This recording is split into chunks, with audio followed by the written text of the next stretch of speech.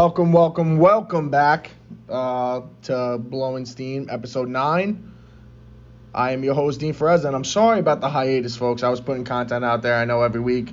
I had shit going on. Work got a little bit piled up, and I didn't really have the free time to get on here and give you guys a fucking episode that was something that I can thought out and, give you all of me in an episode. I didn't want to half-ass it. So, finally got some free time. Today is Tuesday, February 7th, 2023. I can't believe we're already in February already. The fucking unbelievable way that time is just flying. We're 5 days away from the Super Bowl, folks. Last time we talked, I thought the Giants were going to pull off a massive upset in Philadelphia, and they got their doors blown off. And just so happens that Philly routed the 49ers, and they won the NFC Championship, and here we are. We got Philly, we got the Chiefs, even though it should have been the Bengals. One of the worst officiated games I've ever seen in my fucking life was the AFC Championship against the Chiefs and the Bengals. It was horrendous. The phantom fucking redo after the clock mismanagement by the head official. The pass interference call, which was horrendous on the last drive. Just a lot of terrible officiating calls. The roughing the passer that wasn't called on the Bengals' last possession on offense when Joe Burrow was literally drilled to the ground like Jesus was drilled to the fucking cross. No flag whatsoever.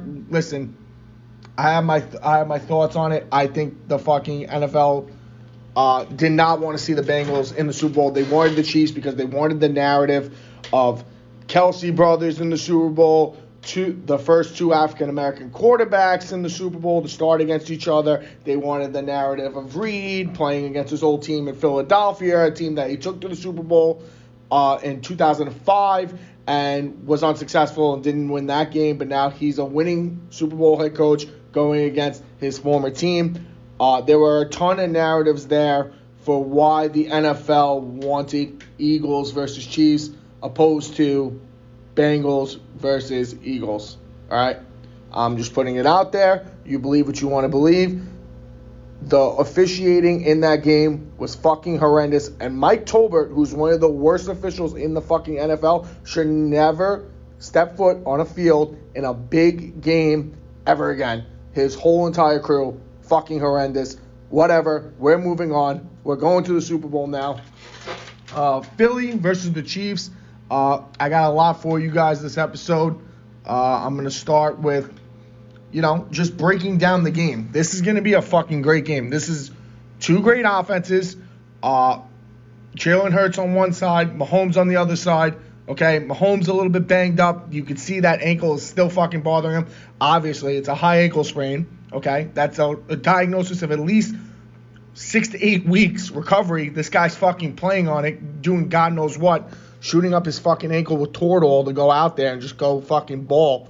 Got to give my props to Patrick Mahomes. I love Patrick Mahomes. I love watching Patrick Mahomes. I can't stand his fucking family. We'll get into that later on. But you got the boy Mahomes, who's been fucking balling. Jalen Hurts, who I believe will win the MVP, has been playing out of his mind the whole entire season. This Eagles offense is just ridiculous. You look at every position. A.J. Brown comes to Philly in the trade from Tennessee. He breaks the Philly single-season receiving record in his first year. Devontae Smith, who's at times is like the forgotten man in the offense. He only won the Heisman Trophy 2 years ago. Can burn anybody down the field and is a volatile fucking threat in this game. I love Devontae Smith in this game because I think A.J. Brown's going to see a lot of attention in this game from the Chiefs secondary. We'll get into that too. Dallas Goedert, stud tight end. Miles Sanders, who has resurrected his career in Philadelphia this year. And then they have Quez Watkins. They have fucking Boston Scott. Jalen can do it with his feet or his arm. I mean, the offense is incredible in Philadelphia. Absolutely incredible. We got Mahomes on the other side. We obviously know that. Travis Kelce, who seems to be the most unguardable man in the NFL. You know what's amazing to me this postseason? I've watched almost every postseason game start to finish, and the thing that amazes me is if you're going up against the Chiefs, right, and you are a defensive coordinator, the number one concern should be taking away Travis Kelce from the Chiefs' offense. Do you know what a lot of these defenses have done this postseason? They haven't covered Travis Kelce. I've never seen a guy run so fucking wide open in my entire life as I have with Travis Kelce this postseason. I mean, every time I fucking have watched the Chiefs game this year, Kelce's been uncovered. How is that possible? How are you going to the line of scrimmage and not identifying where number 87 is on the field? It's a priority. He makes the offense go. You need to know where 87 is. I think the Eagles do a great job with that on Sunday because you have to take away the other team's best player. These other defensive coordinators, I don't know, they had their heads up their asses or they just thought that they can single cover Kelce. The Chiefs do a lot of things to get Kelce the ball. They move him around in formations. He's always in motion. Like, these are the things, like, you have to identify where 87 is. Okay? I think the Eagles will be able to do that. Wide receiver cores, I think Hartman is done for the year. He came back from a hip injury, which he was out 15 weeks, re-aggravated the injury in the championship game. Do not think he's playing. I actually think they put him on PUP. So he's out. Juju Smith-Schuster is dealing with a knee sprain. I don't know if it's an MCL sprain or what it is. Questionable to play in the game. That leaves them with Kadarius Toney and Marquez Valdez-Scantling. Okay? Toney was knocked out of the AFC Championship game with an injury. He seems to be 100% go for this game. Kadarius Toney is going to be heavily involved in the Chiefs' offense on Sunday. I'll get into that, but he's going to have to be a game breaker for them if they're going to be without Hartman and they're going to be out without Juju Smith-Schuster. I think Andy Reid's going to try and get Toney the ball a ton. Marquez Valdez-Scantling had a great AFC Championship game, stepped up when they needed him to step up. This is the guy who was kicked out of Green Bay. Aaron Rodgers kind of just got tired of him. Guy who can always fly open down the field but never could catch the ball. And the other day against the Bengals 2 weeks ago, he was catching everything that came his way. So kudos to him. Chiefs got an interesting running back dynamic between Pacheco and McKinnon. It's like that thunder and lightning. Pacheco, downhill, hard runner, out of Rutgers, 7th-round pick. Came out of nowhere, replaced Clyde Edwards-Helaire. And Clyde Edwards-Helaire has been inactive for like the past 8 weeks because of the rise of this kid Pacheco. So, unbelievable job. Jerick McKinnon, always been a gadget running back. Gets involved in the offense in multiple ways. He lines up in different spaces and formations. He's a great pass catcher out of the backfield. I think they're going to have him heavily involved in the offense too because you got to get the ball to guys other than Kelce. So I think McKinnon will have a big role on Sunday if the Chiefs are going to be successful. I think that Toney is going to have a big game. But really the story of this game is going to be, as great as the offenses are, the story of this game is going to be Mahomes on the bum ankle versus the best pass rush in the league, and it's not even close. They have a 5-headed monster, really 6 if you include Linval Joseph, that they can just throw at you on the defensive line. They rotate these guys in and out, but between Graham, Cox, Hargrove, and Sweat, and then you have Quinn and Linval Joseph in rotation, the front for the Eagles is ridiculous. Absolutely ridiculous. And they're going to get to Mahomes. They get to everybody. You see what they did to the 49ers. They got home against Purdy, knocked Purdy out of the game. Okay? Mahomes on a bum ankle. Is he going to be able to move? Is he going to be able to fucking manipulate the pocket as well as he is? Scramble around, make plays? I don't know. He was in a lot of pain 2 weeks ago against the Bengals. Every time he had to roll out or make a play off that leg, he was in a lot of pain. So it's going to be interesting to see the Eagles and how they disrupt the rhythm of Patrick Mahomes. That defense is good. It's fucking ridiculous across the board. The secondary is phenomenal. You know, the Chiefs are going to have to do a lot offensively in order to stay in this game, I think. because this game could get ugly quick. I think a couple 3-and-outs from the Chiefs. I think the Eagles can be up 14 points in a blink because I don't like the Chiefs' defense. I don't think the Chiefs' defense is good. Yes, they just held Joe Burrow to 20 points 2 weeks ago. I'm going to say that some of that had to do with the Bengals' inability to execute more than the Chiefs actually playing well on defense. So, it's going to be an interesting game. Real interesting game. On the other side of things, the Eagles are banged up front. I know Lane Johnson's banged up. I know Kelsey's banged up. Chris Jones has been a fucking animal all year on the defensive line for the Chiefs. He's probably going to win Defensive Player of the Year.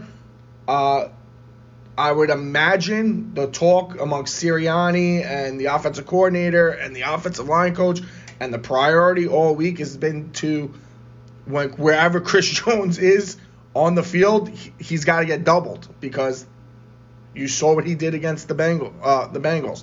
He disrupted the whole fucking game. The Bengals tried to single block him the whole entire game. Terrible idea. No chips from the tight end. No chips from the running back. Like, that guy has to be doubled. The Chiefs really don't offer much up front besides him. So if you take Chris Jones away, I think the Eagles can be very successful, and they have the best offensive line in the NFL. It's just, stopping the disruption from Jones up front. I think they'll game plan for that, obviously, and I don't know. We'll see. I'm leaning towards the Eagles in this game, mainly because I think Mahomes is going to be in for one on Sunday. I just don't see how he's going to be able to move around on a bum leg against that pass rush. And honestly, I just don't want to see his brother or his fucking wife celebrate a Super Bowl victory. I can't stand either one of them. I don't want to see Jackson Mahomes twerking next to the fucking Lombardi trophy. I'm good. Please, pack your fucking shit up and go back to fucking Missouri. We're good. I don't need to see it. I hate his wife. It's horrible to say, but, she's a twat, and I can't stand her. So, I think most people share my opinions on his family, just like me. They're fucking annoying. I can't stand them. I don't want to see them fucking celebrate. So, go Birds go, and let's fucking go. I'm going to get into these warm-up prop bets with you guys because, before the game, you're sitting around, you're drinking, there's all the atmosphere is high, the mood is high, you want to start the game off hot. If you're betting, you want to start the game off hot, on a roll. How can you start the game off on a roll? There's 2 bets right off the fucking bat that can put you in a great mood before the game even starts. I'm going to talk about the over-under for the national anthem first. Chris Stapleton, country singer, great singer, phenomenal. Tennessee whiskey, you're as sweet as strawberry wine. Great singer. Love Chris Stapleton. Over-under is set for 2 minutes and 5 seconds. Okay? 2 minutes, 5 seconds. Historically, the last country singer to have an over-under set at 2 minutes or longer was Luke Bryan at Super Bowl 51. Luke's over-under was set at 2 minutes and 9 seconds, and he came in at 2 minutes and 4 seconds. So the under hit.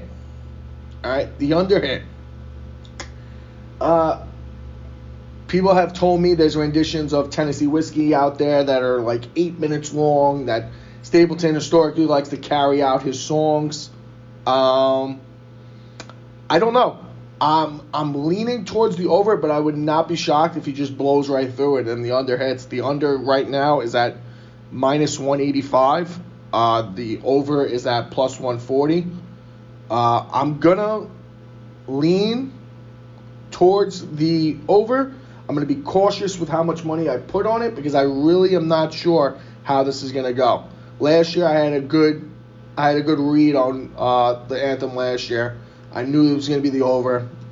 It was. The over-under was set at, I think, a minute 45, and she went for 2 minutes and 2 seconds. I forget who sung the national anthem last year, but thank you very much. You put $500 in my pocket. I love you for it. Yeah, I'm going to go with the over, but a cautious lean to the over, okay? Be cautious about this, This is a nice warm-up bet. It's a warm-up bet. So don't fucking blow your load on a national anthem and then not even be able to put money on the next bet because you're so fucking upset about the anthem, all right? The next bet I'm going to talk about the heads or tails bet, baby. Heads or tails, all right? Lifetime at the Super Bowl. I'm just throwing stats at you guys today. I'm ready to go. I have all my information in front of me. We're fucking doing it today. We're fucking doing it. Episode 9, the fucking Super Bowl, biggest game of the year. I love the Super Bowl more than my own fucking birthday, okay? It's my fucking holiday. I love the fucking Super Bowl, all right? We're going with the heads or tails bet, all right? Lifetime at the Super Bowl, tails has the slight lead with 29 wins, okay? While heads has 27. However, folks, here's the kicker. In the past 5 Super Bowls, heads has made up some ground, winning 4 out of the last 5. All right, so anybody who ever played football, played soccer, anybody who ever fucking played these sports, was a captain, had to go out to the middle of the field, 50-yard line, talk to the officials, and do a coin toss. I did back in my days, as the quarterback of the Petrides High School team, 2011, 2012, how you doing? Back in the days, whenever I did a coin toss, man, I always called heads. I know there's the fucking stupid rhyme out there, tails never fails, blah, blah, blah, blah, blah. Listen, I'm a heads guy, all right? I like getting some head, you know what I'm saying? And, I've always called heads because the stupid rhyme was the reason why everybody takes tails all the time. So I was like, nah, fuck that. I'm going against the grain. I called heads, okay? I was successful. I was pretty successful in coin tosses in my high school career. I won 4 out of 5, all right? Not too shabby. The games that I was named captain, won 4 out of 5.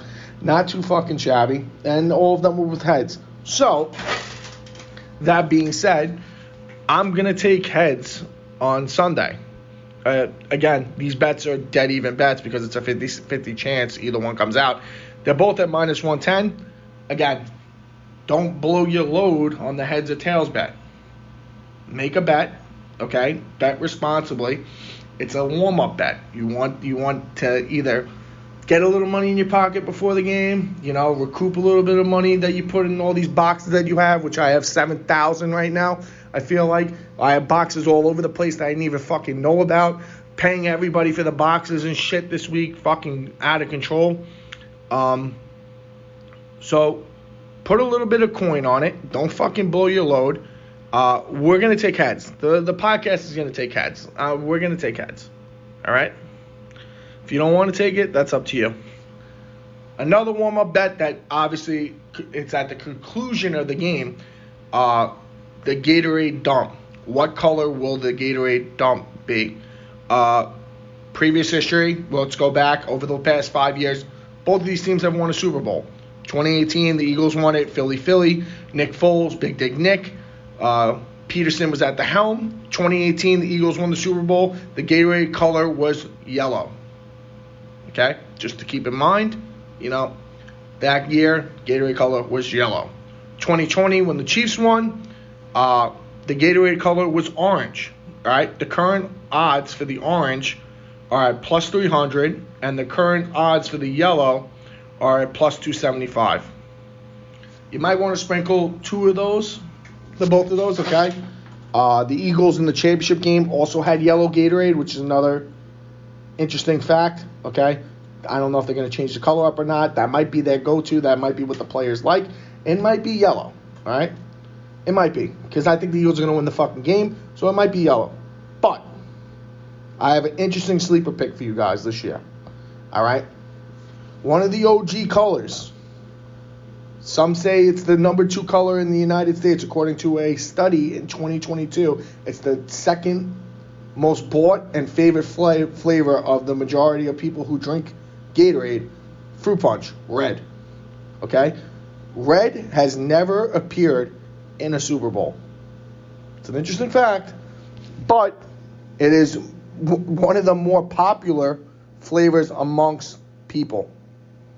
Okay? Gatorade in 1983 invented the fruit punch flavor. It's one of the OGs with lemon, lime, and orange. All right? Never made an appearance in the game. All right? A lot of the older Gatorade ads always featured an athlete with the fruit punch. Listen, this is just a shot in the dark here. I'm just giving you fucking stats. It's never appeared in the game. The current odds on it are plus 600. If you want to sprinkle a little bit of money on that, that's a lot of value. It's up to you if you want to do it or not. All right? I'm definitely going to hit all three. I'm going to hit the yellow a little bit more than the orange because I think the Eagles are going to win the game. So I'll have 100 on the yellow, probably 50 or so on the orange, and probably $25 on the red. And if I don't hit all three, it is what it is. It is what it is. But don't blow your load. You know, manage your money, manage your bankroll. Prop bets. Bets that I think are probably the biggest locks on Sunday. I have, let's see, 1, 2, 3, 4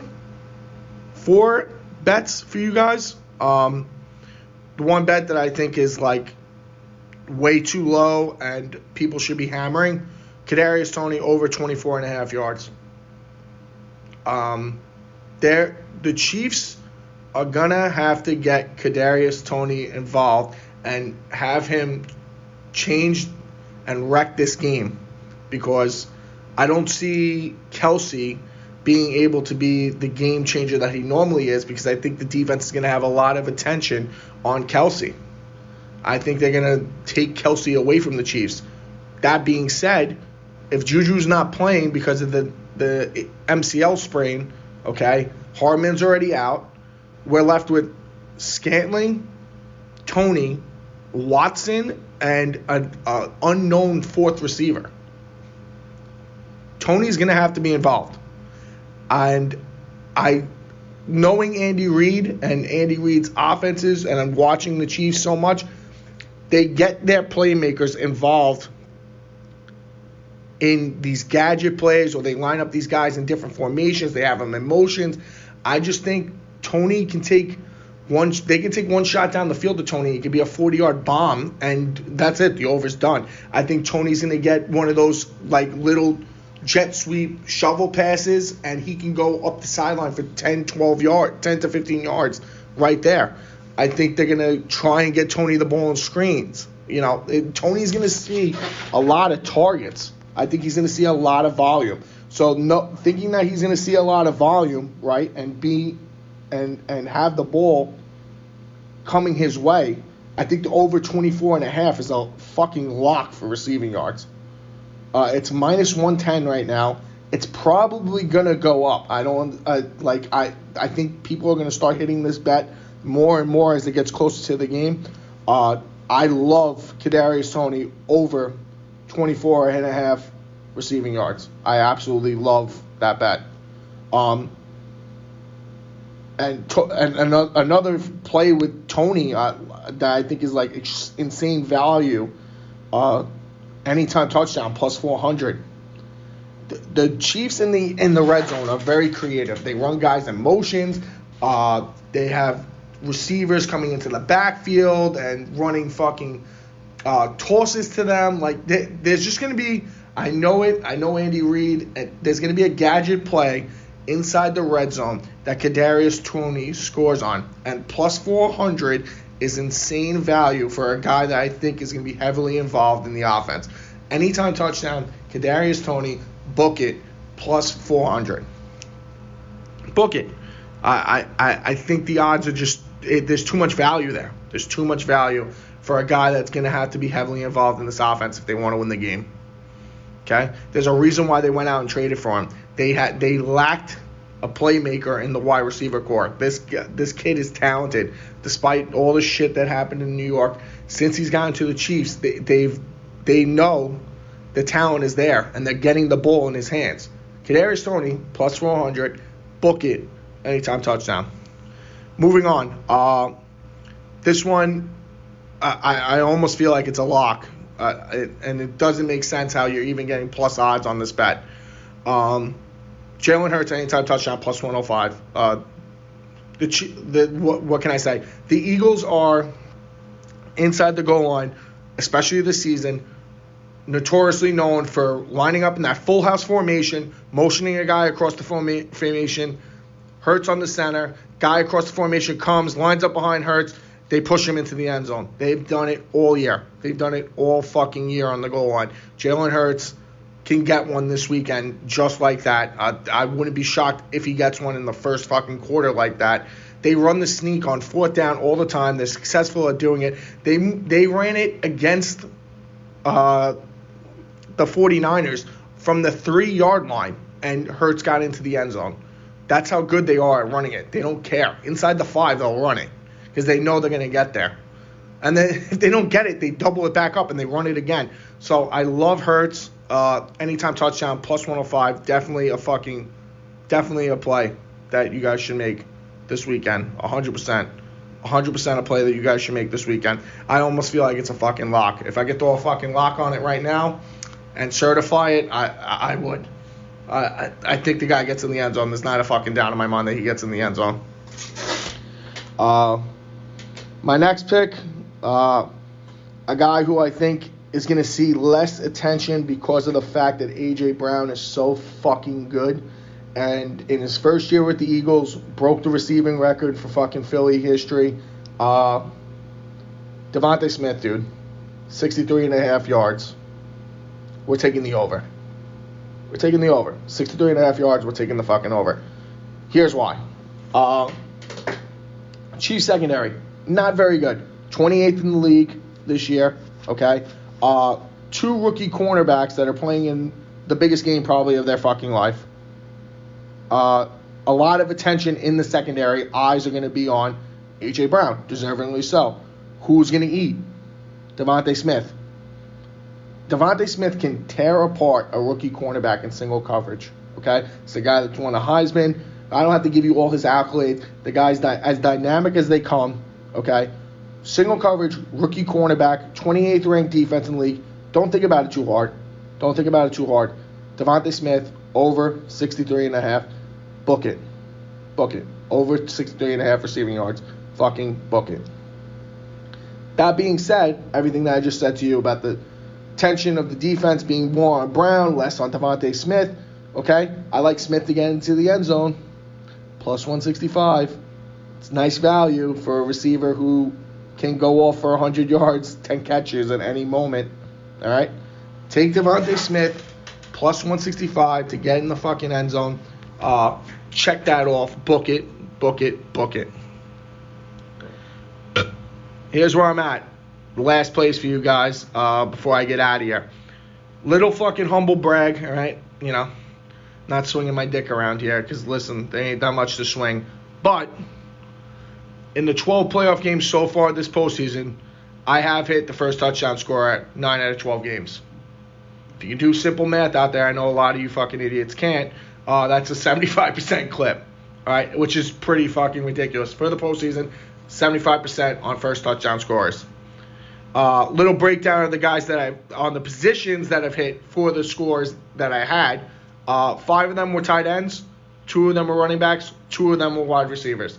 Thank you, Dalton Schultz. Thank you, Travis Kelce. Thank you, Goddard.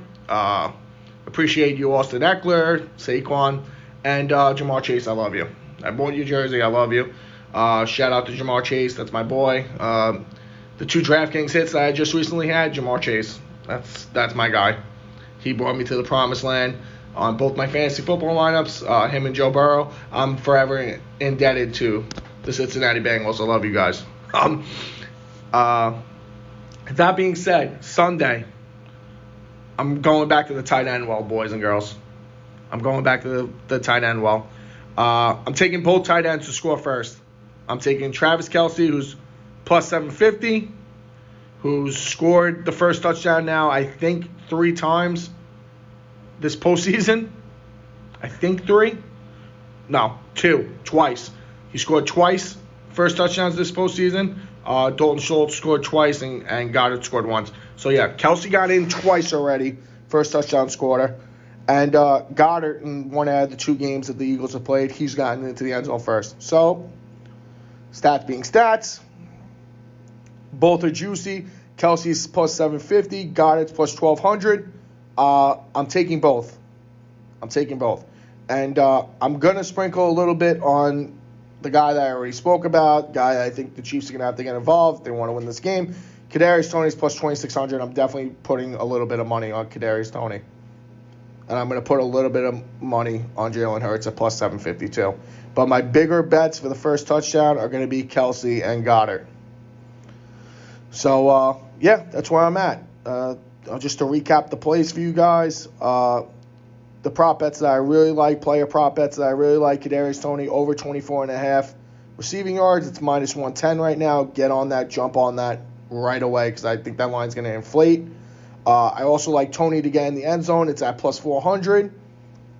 Anytime touchdown scorer, Kadarius Toney, plus 400. Devontae Smith's over 63.5 receiving yards. I stated why. I think he's going to have a monster game. Devontae Smith to get into the end zone, anytime touchdown scorer, plus 165. And first touchdown scorers, we're hitting the tight ends. We're hitting Kelsey, and we're hitting Goddard. And we're going to sprinkle a little bit on Toney and a little bit on Hurts. All right? Listen, it's going to be a big game Sunday. I think it's going to be a great game. I'm looking forward to it. If I have anything else to give you guys, I'll get back on here. I'll drop another pod. But boys and girls, the Super Bowl is the best day of the year. Get around your friends, get around your family, get a little bit boozed up, eat some good food, fucking put some bets in. Enjoy watching your boxes fall to shit like they do almost every year for most people. And just enjoy yourselves. I'm going to be honest, like I stated before, I just can't stand Mahomes' wife and brother. I love watching Patty as a quarterback, and as a coach, I love watching Patrick Mahomes, but I can't stand his family. So that being said, go Birds go. Gerard, I'm pulling for my boy Gerard and the boys in Philly, my boys from Arcadia. I hope you guys get it done this weekend. My boy Connor Reed. I hope you guys get it done this weekend, and I'll be back. I'll be back with another episode next week. We'll recap this game, and we'll move on to baseball, baby. Baseball hot stove. Pitchers and catchers are reporting next week, so we'll start talking about that. Thank you again, guys, for tuning in. Episode 9 now of Blowing Steam. We're going to get back to regular shows now. You know, things have calmed down a little bit for me at work, so I'm going to be back giving you guys content every week as much as I can. Love you guys. Thank you for tuning in. Like, subscribe. Share the link to the show to people you care about, I guess. You know, I'm doing it for just giving a unique take on sports, man. I love talking about this shit. I don't care if 20 people tune into the fucking podcast. I really don't care. It's just me getting my voice out there and being heard. Love you guys. Talk to you soon. Let's go fucking Eagles. Bye-bye.